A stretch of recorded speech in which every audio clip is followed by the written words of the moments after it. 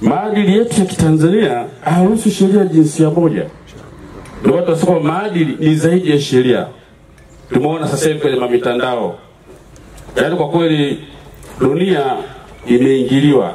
Shetani yupo live. Zamani tulikuwa tunamuishi shetani, lakini sasa hivi shetani yupo live.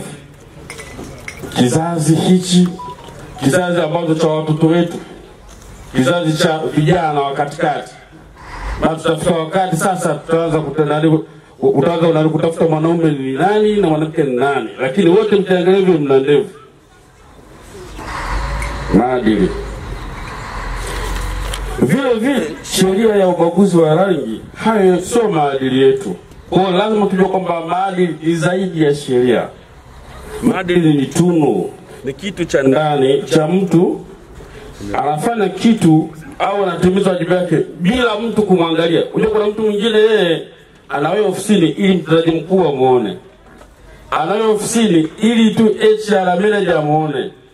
Lakini sio kwamba aone kama ni jukumu lake kuwa ofisini mapema, kufanya mambo yake mapema, kutimiza malengo yake mapema mpaka aonekane. Haya pala sio maadili. Maadili ni kitu cha ndani. Yaani lazima utambue kwamba natakiwa nifike ofisini kabla ya saa 1:30. Na muda ule wote niwepo ofisini. Sio kwamba mimi yupo, hayupo. Upo mtaani. Yaani unafanya kazi kwa uoga. Wapo watu namna hiyo. Si ndio jamani? Wapo. Wapo sasa hayo sio maadili ya uoga. Katika utumishi wa umma kuna misingi mitatu. Ukizingatia hii, yani sio pale ile mambo yake safi kabisa. Msingi wa kwanza, tuzingatie taaluma yetu. Tuzingatie ujuzi wetu. Professionalism. Kutoa huduma kwa viwango vya juu kabisa. Wakala wa mbegu bora unapatikana ASA. Ukitumia taaluma yako vizuri, ina maana tutapata mbegu bora. ASA oye. Tuko jamani? Salama? Safi kabisa. Kutoa huduma bora bila upendeleo. Yaani kama mlipanga kwamba hizi mbegu zianze kutolewa Njombe. Sasa kwa sababu labda wewe unamsikia sasa kama Shinyanga, unasema ngoja nipeleke Shinyanga. Hiyo sio maadili.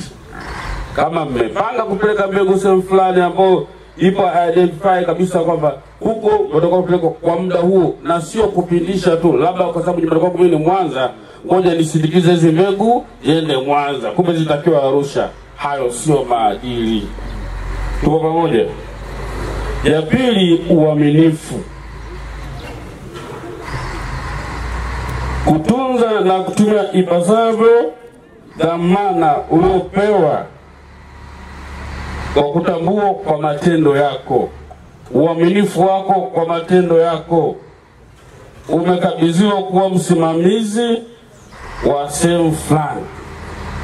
Tunahitaji uaminifu wako katika kusimamia rasilimali watu, rasilimali vifaa, pamoja na rasilimali fedha. Kufanya kazi kwa uadilifu na kutimiza wajibu na kutimiza majukumu yako. Lakini msingi wa tatu ni kutimiza wajibu, yani responsibility, kukamilisha jambo unaotarajiwa kutenda kwa wakati. Mtumishi wa umma anatakiwa kutimiza wajibu wake. Ni rahisi sana kuelewa kanuni za maadili katika utendaji kazi kama utakumbuka misingi mitatu. Katika hiyo misingi mitatu kuna kanuni 8 ambazo mtaka mtumishi wa umma kuzifuata, na ukizifuata hizo ndio password ya mafanikio yako. Msingi wa kwanza ambao tumesema ni utaalamu. Hii ipo chini ya kanuni ya kwanza ambayo ni kutoa huduma bora. Je, malengo halisi ya kazi yanafikiwa? Je, unatumia misingi ya haki badala ya upendeleo? Katika kumpandisha mtu cheo, katika mtu kumpa training, mafunzo, je, ukiwa kama kiongozi hufanyi upendeleo? Lakini kudumisha uhusiano mzuri mahala pa kazi, viongozi, watumishi pamoja na wageni. Kufanya mahala pa kazi kuwa sehemu ya amani na sio sehemu ya vurugu. Kila mtu akija na stress zake kutoka nyumbani kwake hapa, kauziwa na mke wake, kauziwa na mume wake, hiyo ofisi itakuwa ni vita. Kama mtumishi wa umma, ikishafika pale getini pale, yani stress zote utakuwa uziache getini pale. Hapa unakuja kufanya kazi za asa. Kila mmoja akija na stress zake hapa, itakuwa ni uwanja wa vita. Yani mtampa kazi kweli HR manager pale kusolve matatizo yenu. Muda mwingi kutumia kazini na sio kupiga misele. Sio kwa sababu unapata dili lako labda Tengeru, unashuka chap, umeenda mjini kule, umeenda kupiga dili kule. Wakati muda huo unatakiwa uwepo kazini au hapa Morogoro. Muda ambao unatakiwa uwepo hapa godown kwa ajili ya kuchakata mbegu, wewe uko zako mtaani. Sababu nyingi kadha ambazo zingine hazina maana. Lakini pia kujali wateja. Kuna wateja wa aina mbili, kuna wateja wa ndani na wateja wa nje. Wateja wa ndani kwa maana kwamba kuna vitengo tofauti hapa tulipo. Hivi vitengo mnatakiwa mfanye kazi kwa kushirikiana. Bila ushirikiano kazi hazitakwenda, hamtapata mbegu bora. Na ndio maana nyinyi wote mko hapa. Maana yake nyinyi wote mna umuhimu wenu, kuanzia mtu wa chini mpaka mtu wa juu. Na maana usipokuwepo wewe, kuna mambo hapa yaendi. Kwa kila mmoja hapa atambue kwamba yeye ni muhimu kuwepo hapa. Teamwork. Kuweka malengo ya kazi kwa pamoja.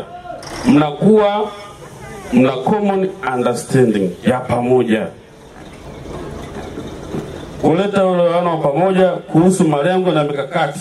Mmejipangia mikakati gani? Kwa mfano mkurugenzi yeye ndo anaanza kutoa mikakati ya asa ni ipi, inashuka kwa watu wa chini, anatoa maelekezo. Jamani, bosi wako, watumishi wenzako na leo wengine, hapa utii kwa serikali. Sio kumtii agizo la mtendaji mkuu. Mama Samia yupo hapa. Serikali ipo hapa. Kutii maagizo ya mkurugenzi wa uendeshaji. Sio vinginevyo. Kutii kwa serikali, maana kutii kwa viongozi. Kutii kwa supervisor. Yule supervisor kule anamwakilisha sio kumtii. Yule bado ndo anapewa maagizo. Maagizo yote yanatoka hapa. Kwa hiyo supervisor kumtii manager wako, mkurugenzi, huo ndio unatoa utii kwa serikali.